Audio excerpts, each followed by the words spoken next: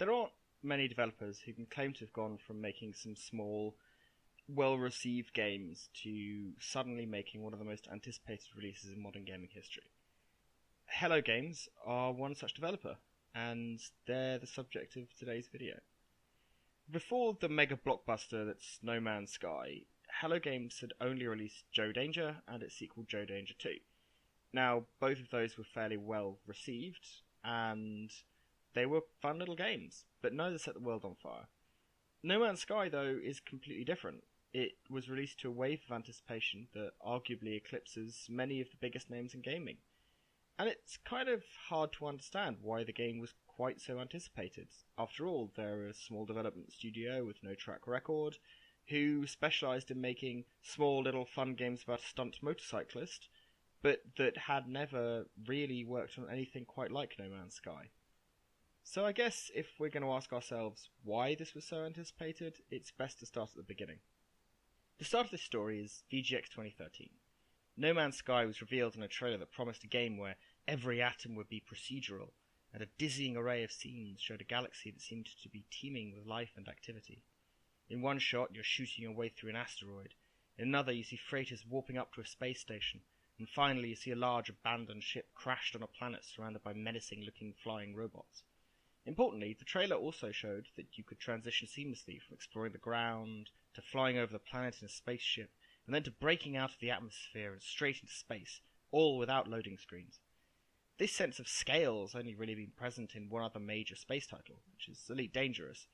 To a certain extent, it exists in some of the older titles like Free Space 2 and the X series, but nothing had really scratched that itch. From the gates, then, No Man's Sky is promising something that isn't in the market much. It's promising this procedurally generated galaxy to explore, to fight in, to be a part of. You can trade, you can seek out alien life, everything you could possibly want. And the explosion of interest of the gaming hobbyist media was swift and massive. Major publications like Kotaku expressed their belief that the game had somehow stolen the show, and it scooped up a seemingly endless string of accolades, from being named Best Original Game to being granted a special commendation for innovation, whatever that is. In hindsight, as in so many other cases, it almost seems obvious that awarding a game prior to release is a completely meaningless activity.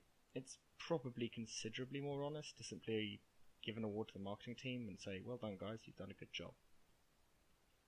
Understanding why some people are really happy to declare their love for games, and in particular for No Man's Sky, before it was ever revealed what the game would actually entail, is slightly more difficult. As a starting point, it's worth saying that the initial trailer was exquisitely crafted, but fundamentally it revealed nothing other than the bare bones of the game, and it allowed potential purchasers to project their own desires onto the game.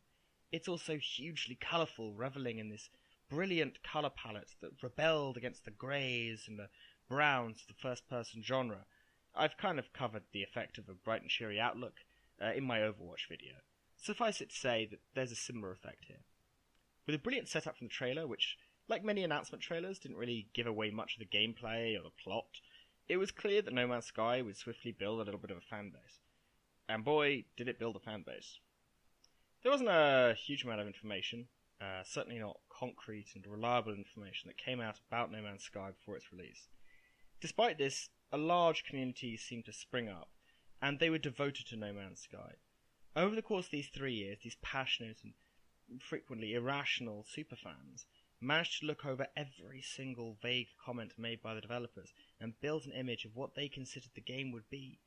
And in doing so, they seemed to develop this image of a game that was so awesome it couldn't be lived up to. Now, we said that a lot of the statements were vague, and it's clear that in the vagueness, Hello Games were attempting to drive hype for the game by letting people imagine what the game was without having to actually reveal any fundamental limitations on it. After all, the initial trailer not only had a procedurally generated universe full of wonders for the player to explore, but it promised space combat, ground combat, exploration, trading, everything. Vagueness, however, did sometimes give way to concrete statements, which have subsequently been shown to be false. Examples of this are numerous. We were promised space combat involving the destruction of giant freighters and enemy fleets, factions with different priorities and attributes whose influence could reward the player in different ways, varying ship classes with different attributes and qualities and usefulnesses, and a complex crafting system which was likened to Minecraft's, and perhaps most meaningfully, some form of multiplayer. Now, it's worth saying that whilst all of these were hinted at and spoken about, the concreteness of their statements is more a product of not being able to interpret anything other than those in what Hello Games was saying. All of these elements are things that contribute to an idea that the game would be the game to end all games. It would be a living, breathing universe that the player could engage in a meaningful fashion. And this depiction of a living, breathing universe was supported by repeated trailers and, apparently, in-game footage that depicted the game as having a lot of these features. Now, it's also worth noting that the argument put forward by the developers to justify this lack of concrete information was a desire to maintain the mystique of the game. And this was the same excuse that was used to deny outlets any early copies of the game for review.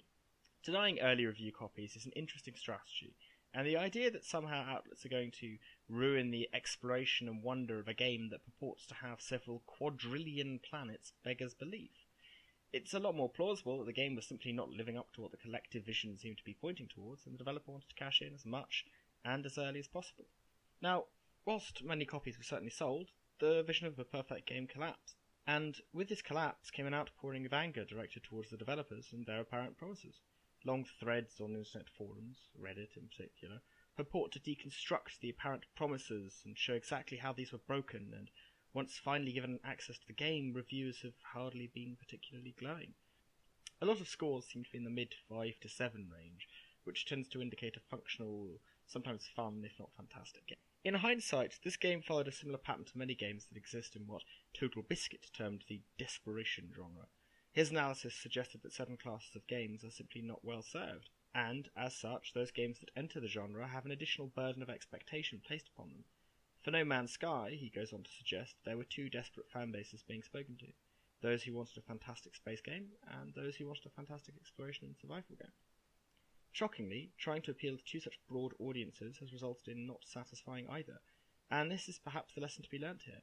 Without knowing what the game was, only how it looked, nor knowing what the game wanted to actually be, it was impossible for any consumer to develop a clear set of grounded expectations. Instead, relying on mystique and mystery allowed the consumers to develop their own expectations of the product.